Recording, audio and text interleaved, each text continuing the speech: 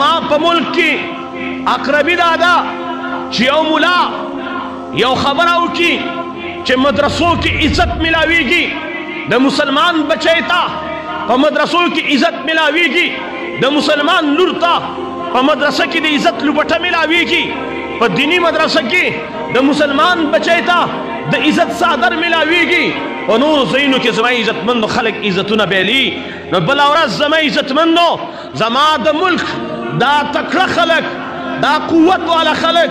دا طاقتور خلک زما عزتمندو دا د قلم خاوندان دا د کورسو خاوندان دا دغه مولا راونیسي هغه جیل کې واچي هغه په لاسونو کې اتکړی واچي لیکن د پاکستان په ځمکه باندې بربنډې ښځې راووتلې لغړې ښځې راووتلې زما د رب ربوبیت یې چیلنج کو چا دا ونه ویلې یو کس کې دا غیرت نه و د یو محکمې والا کې دا غیرت نه و چې دغې ښځو ته لګام اچولی وی په سړکونو باندې لوپټې غزارې کړې زما د رب خدایي چیلنج کړله اللہ بھی سن لے آزادی رسول بھی سن لے آزادی دا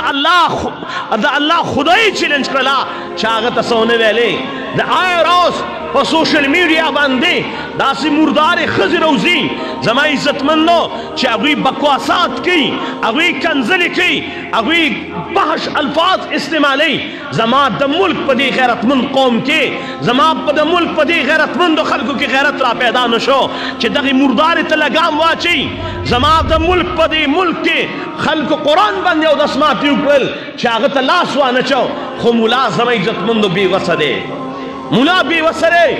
ملا بې سوکه دی ملا بې اصري دی زما عزتمندو چې ملا یوه خبره وکړله او زه وایم زما عزتمندو د دې ملا قصور سره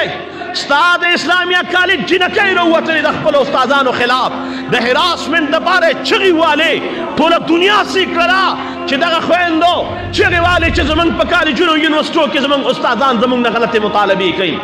زما د اسپتال نرسې راووتلې د پېښور په ځمکه کې زما عزتمندو ټولو دنیا سې کړلې چا ورته لاس واچو زما عزتمندو دغه خلکو ته چا لاس واچو چا لاس نه دی اچولی خو ملا مظلوم دی یاد ساتئ نبی علیہ السلام ابو بکر صدیق رضی اللہ عنہ فرمائی نبی علیہ السلام زمان مبارکم زمان عزتمندو دا سے خلقم شتا زمان عزتمندو اللہ اکبر زمان عزتمندو نبی علیہ السلام ابو بکر صدیق رضی اللہ عنہ فرمائی نبی علیہ السلام خوب کی رالے رالا زیدان سرد اللہ سونی علماء جہنم تے بوت لما پا جہنم کے سخلق راتو خودل چی دا غی مخون دا خینزیرانو او اغی پا اور کے سوزیدلیو زمان عزتمندو دا اغی خوراک نوونو پیپونو وی نبی علیہ السلام نما تپوس گو اید اللہ محبوب دا سوک دی وی نبی علیہ السلام را تو فرمائل چی دا اغا خلق تی چی دا علماء بیزت کے علماء تسپک کوری زمان عزتمندو مسلمانانو پا دی ملک کی چی ارزانہ دا ملاوین ارزانہ دا پا دی ملک کی چی ارزانہ دا دا قرآن دا طالب علم وین ارزانہ دا دا آغا ملاوین چی نبی علیہ السلام فرمائی النظر الى وجه العالم عبادت دا عالم مختکت العبادت تے دا آغا ملاوین ارزانہ دا چی نبی علیہ السلام فرمائی من دار عالما چاچی دا عالم دی ملاقات للالے فکانما زارنی گویا چی دا سڑے زما ملاقات لرالے نبی دا زما سر ملاقاتو کو نبی علیہ السلام فرمائی چی چا دا عالم سا مصافحہ اکڑا گویا چی دما سا مصافحہ اکڑلا نبی علیہ السلام فرمائی سوک چی دا عالم پا مجلس کے ناستا اکی گویا چی دا زما پا مجلس کے ناستا اکڑلا زما عزت مند دا دغی مولا بین دیر ارزان دا پدے ملک کی پدے ملک کی دغی مولا بیزتی دیر ارزان دا پا سوشل میڈیا باندے زما عزت مند تاسو گو رہے زما دا شیوخو دا سپنگر علماء خلق بیزتی کی زما عزت مند نوجوانیم کی ابینیم کی ان پڑھیم کی لکھا پڑھیم کی زما عزت مندو ہر طرف تنند ملاوین ارزانہ دا دا مجموع زوائد روایت تے زما عزت مندو